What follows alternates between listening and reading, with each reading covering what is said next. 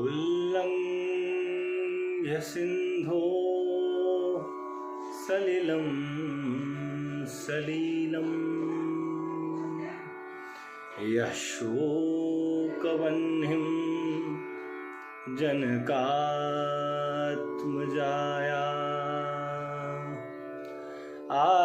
आदायते नैव ददाह लङ्कां नमामि तं प्राञ्जलिराञ्जनेयम्।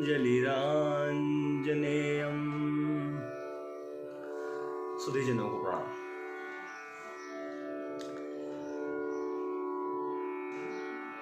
आजकल कुछ दिनों से निरंतर अंतर्जाल इंटरनेट पर यह देखने में आ रहा है कि कुछ लोग अग्निहोत्र किट के नाम से सामग्री बेच रहे हैं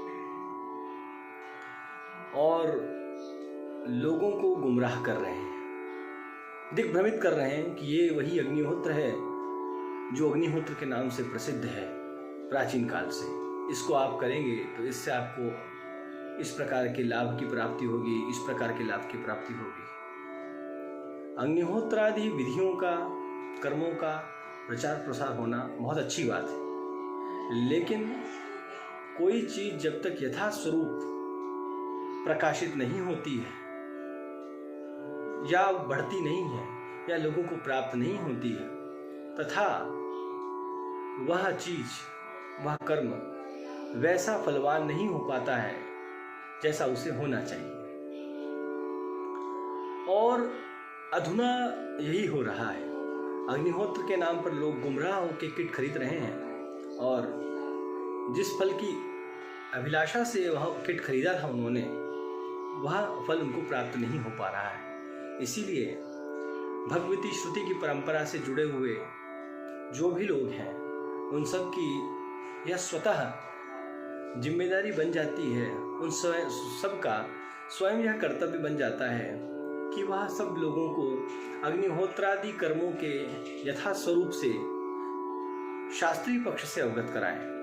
इसलिए इस श्रृंखला में मैं अग्निहोत्र आधान जैसे विषय को लेकर के आप सभी लोगों के बीच में प्रस्तुत हूँ। हमारी वैदिक परंपरा में मुख्य रूप से 3 प्रकार की संस्थाएं बांटी गई हैं। सप्त, इसमें सप्त का एक वर्ग है, 7 संख्या का एक वर्ग है, समूह है 7 7 7 7 21। तो पहला जो सप्त का वर्ग है उसे हम कहते हैं सप्तपाक संस्थाएं। यज्ञ आगादि के क्रम में इस प्रकार का विभाग है। तो इस प्रकार से ये विभाग कुल मिलाकर आहत्य 21 अर्थात 21 संख्या वाला है, जिसमें सबसे पहले पाक यज्ञ आते हैं। पाक यज्ञ की 7 संस्थाएं हैं, जिनको हम क्रमशः औपासन होम, वैश्वदेव, पार्वण, अष्टका, मासी श्राद्ध, श्रवणाकर्म, शूलगव के नाम से जानते हैं। इसी प्रकार से जो दूसरा समूह, इसका नाम है, जो कि हविर यज्ञ का समूह है, उसमें भी 7 प्रकार के यज्ञ सम्मिलित होते हैं, जिसमें अग्निहोत्र, दर्श पौर्णमास, आग्रहण, चातुर्मास्य, निरूढ़ पशुबंध, सौत्रामणि, पिंड पित्र यज्ञ इत्यादि चीजें आती हैं। इसी प्रकार से जो तीसरा है वह है सोम यज्ञ का, अर्थात सोम की संस्थाएं, उसमें भी 7 है। वह है अग्निष्टोम, अत्यग्निष्टोम, उक्थ्य, षोडशी, वाजपेय, अतिरात्र, अपतुर्या। इस प्रकार से ये 7 संस्थाएं हो गई। तो 7 के जो 3 समूह हैं क्रमशः सप्तपाक संस्थाओं के नाम से, सप्त हविर यज्ञ संस्थाओं के नाम से और सप्त सोम संस्थाओं के नाम से प्रसिद्ध है। अब जिस चीज को, जिसका संबंध, जिस चीज का कर्म का संबंध अग्निहोत्र से है, वो पाक संस्थाओं में है औपासन होम के नाम से, जो कि आंशिक रूप से संबद्ध है अग्निहोत्र से, तथा इसी प्रकार से जो हमारी पाक यज्ञ की संस्था है उसमें अग्निहोत्र के नाम से प्रसिद्ध है। अब सबसे पहले ये अग्निहोत्र क्या है अग्निहोत्र कैसे ग्रहण किया जाता है, इसके लिए कौन अधिकारी है, इन सब चीज़ों को मैं क्रमशः श्रृंखलाबद्ध तरीके से प्रस्तुत करूँगा। सबसे पहले हम जानते हैं कि अग्निहोत्र में करते क्या हैं, इसके कितने भेद हैं। तो अग्निहोत्र के मुख्य रूप से अग्निहोत्र संज्ञा बाद में है। सबसे पहली संज्ञा है आधान। मंत्र बोलते हुए यह संकल्प लेना कि मैं यावत जीव, जब तक जीऊंगा या जब तक मेरा सामर्थ्य रहेगा तब तक मैं अग्नि की परिचर्या करूंगा, अर्थात सेवा करूंगा। यह जो चीज आई ये आधान कहलाता है। और चूंकि यह नियम हम अग्नि के क्रम में ग्रहण कर रहे हैं इसलिए इसको हम अग्न्याधान कहते हैं। अग्न्याधान मुख्य रूप से दो प्रकार का होता है। पहला होता है स्मार्ताधान और दूसरा होता है श्रौताधान। सामान्य सी बात है, पूर्ववर्ती चीज के बिना परवर्ती चीज नहीं की जा सकती। यानी कि कक्षा 5 में प्रवेश लेने के लिए बच्चे को कक्षा 4 उत्तीर्ण करनी होगी। इसी प्रकार से स्मार्ताधान के बिना श्रौताधान संभव नहीं है। अतः श्रौताधान के लिए सबसे पहली अर्हता स्मार्ताधान किया हुआ व्यक्ति होना चाहिए। जो स्मार्ताधान कर चुका है ऐसा व्यक्ति होना चाहिए। अब हम चलते हैं स्मार्ताधान की ओर, जिसके अंतर्गत पाक संस्था में जो सबसे पहली कर्म की चर्चा मैंने की थी, पहले यज्ञ की चर्चा की थी, औपासन होम वह आता है। तो अब बात यह है कि उस स्मार्ताधान को कौन कर सकता है। पारस्परिक गृह सूत्र जो कि शुक्ल यजुर्वेद से संबंधित प्रमुख गृह सूत्र है और जिसका उत्तर भारत में प्रचार प्रसार बहुत ज्यादा है, उसमें यह बताया गया है कि यह कब किया जाता है। तो कहते हैं आवसत्याधानम दारकाले, अर्थात अवसत कहते हैं घर को। घर में होने वाला कर्म आवसत्य कहलाता है। घर से संबंधित, जैसे गृह से गृह्य, उसी प्रकार से अवसत अर्थात घर और घर से संबंधित आवसत्य। तो आवसत्य अग्नि अर्थात हमारी स्मार्त वाली अग्नि, उसका आधान किया जाता है दार काल में अर्थात विवाह काल में। इसको ये कहने के लिए इसका स्थूल रूप है। अब इसको समझना जरूरी है दार काल से क्या अपेक्षित है।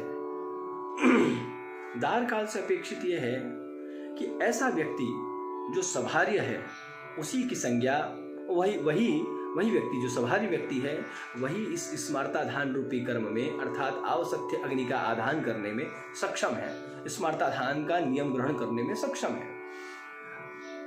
उसी को अर्हता प्रदान की गई है। अब इस सभार्य में और विवाहित में क्या अंतर है। कहा कि विवाह कर्म के पश्चात एक चतुर्थी कर्म नाम का अंगभूत कर्म होता है जो कुछ लोग करते हैं, कुछ लोग नहीं करते हैं। जैसे कि उपनयन का आज लोगों में लोप होता हुआ देखा जा रहा है, उसी प्रकार से चतुर्थी कर्म का भी आधुनिक परिवेश में लोप होता हुआ देखा जा सकता है। हम देखते हैं कि विवाह तो सबका हो जाता है लेकिन चतुर्थी कर्म कोई नहीं करता है। चतुर्थी कर्म के पश्चात वह जो परिणीता स्त्री है उसकी संज्ञा भार्या हो जाती है और ऐसी भार्या का जो पति अर्थात जो स्वामी है वो सभार्य कहलाता है, क्योंकि उसने विवाहोपरांत चतुर्थी कर्म का संपादन कर लिया है। तो सभार्य व्यक्ति अर्थात चतुर्थी कर्म से जिसने संपादित कर लिया है ऐसा व्यक्ति, ऐसा विवाहित पुरुष, ये अर्हता हो गई सभार्य वाली। अब इसके पश्चात अगर माना कि किसी कारणवश वह व्यक्ति विवाहोपरांत नहीं कर पाया तो कब करेगा। तो उसके लिए एक विकल्प का सूत्र दिया कि जब कभी पिता की धन का या पिता की संपत्ति का विभाग होगा तब ऐसा किया जा सकता है। दायादि काले चैकेशाम, ऐसा सूत्र पारस्परिक सूत्र में प्राप्त होता है। दायादि काल अर्थात पितृधन का विभाग जब हो, पितृ संपत्ति का जब विभाग हो। पितृ संपत्ति के विभाग से इसको क्यों जोड़ा या विवाह से इसको क्यों जोड़ा, सभार्यत्व क्यों जोड़ा, इसके पीछे बहुत बड़ा कारण है। बात यह है कि जब व्यक्ति अग्निहोत्र या आधान इत्यादि कर्म का संकल्प लेगा तो उस समय वह उसके पश्चात सायं प्रातः काल होम करेगा, क्योंकि आधान लेने के पश्चात 3 प्रकार से आचरण किया जा सकता है। 3 प्रकार के नियम हैं ग्रहण करने में। इसको हम कहते हैं होम पूर्वक आधान, इष्टि पूर्वक आधान और सोम पूर्वक आधान। तो होम पूर्वक आधान का ये क्रम है कि सायं प्रातः काल होम संपादित किया जाएगा। इतनी ही इति कर्तव्यता जिसमें है वो कहलाया होम पूर्वक आधान, जिसमें कहा कि सायं प्रातः काल तो होम करना ही है, साथ ही प्रत्येक पक्ष में दर्शेष्टि और पौर्णमासेष्टि का भी अनुष्ठान करेगा। ऐसा जो नियम लिया वो कहलाया इष्टि पूर्वक आधान। और इसके अतिरिक्त जो सोम पूर्वक आधान है उसका यह नियम हो गया कि वह सायं प्रातः होम करेगा, पक्ष आने पर दर्शेष्टि और पौर्णमासेष्टि का अनुष्ठान करेगा तथा सोम का समय आने पर सोम याग का भी अनुष्ठान करेगा। इस प्रकार का जो नियम ग्रहण किया जाता है वो सोम पूर्वक आधान के अंतर्गत आता है। अर्थात पर वाले आधान का क्रम पूर्ववर्ती वाले क्रम से भारी है, गुरुतर है। तो सबसे कठिन हो गया सोम पूर्वक आधान, क्योंकि उसमें पूर्व वाली समस्त इति कर्तव्यताएं सम्मिलित हैं। उससे थोड़ा सा कम गुरुतर जो है वो हो गया हम इष्टि पूर्वक आधान। और सबसे अत्यल्प क्रम वाला, जो अत्यल्प व्यवस्था वाला, अत्यल्प इति कर्तव्यता वाला जो क्रम है वह है होम पूर्वक आधान वाला। इस प्रकार से इन 3 तरीकों से आधान किया जा सकता है। अब बात चल रही थी कि पितृधन के विभाग के समय पर ही क्यों इस प्रकार का आधान ग्रहण किया जा सकता है, यह विवाहोपरांत अर्थात सभारी व्यक्ति का ही ऐसा अधिकार क्यों दिया गया। इसमें मुख्य बात यह है कि जब व्यक्ति सायं प्रातः काल होम करेगा, क्योंकि वो इन तीनों प्रकार के आधानों के क्रम में सबसे न्यून कर्म है, सायं प्रातः होम तो करना ही करना है।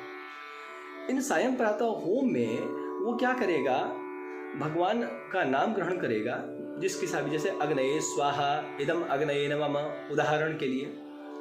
तो इसमें जो अग्नि देवता संबंधी उसने आहुति दी, उसमें आहुति देकर के वो अपने स्वत्व का त्याग करता है। जिस चीज में उसका स्वामित्व है, जो चीज उसकी है, उसका वह त्याग करता है। और विवाह तभी किया जाता है जब यह समझ लिया जाता है परिवार के द्वारा कि अब बालक जो है कमा खा लेने के योग्य हो गया है, वो इस अर्ह हो गया है कि वो किसी अन्य महिला का भी भरण पोषण कर सकता है, परिवार को पाल सकता है।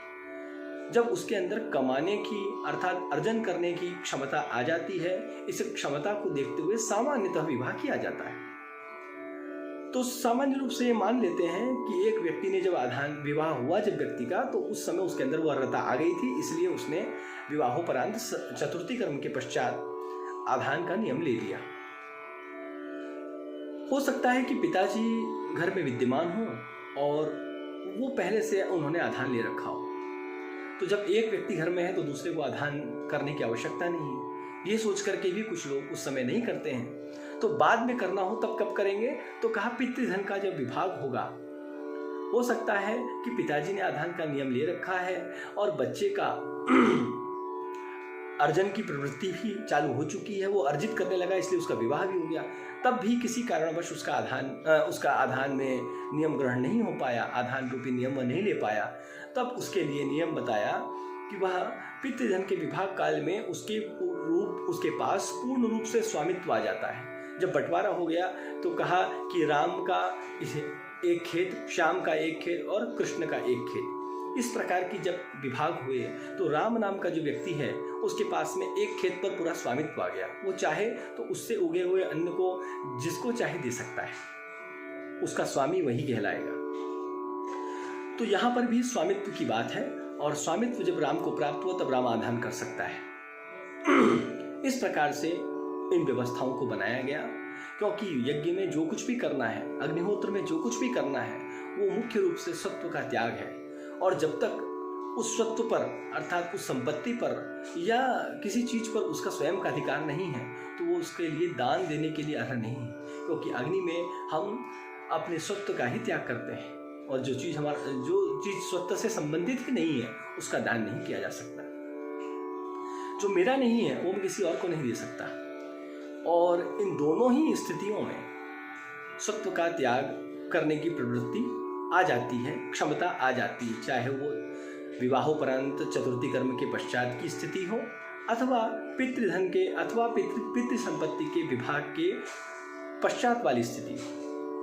आज के इस खंड में इतना ही।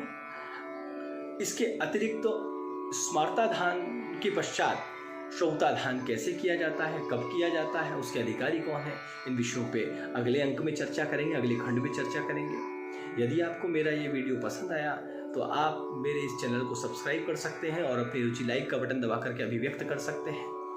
धन्यवाद।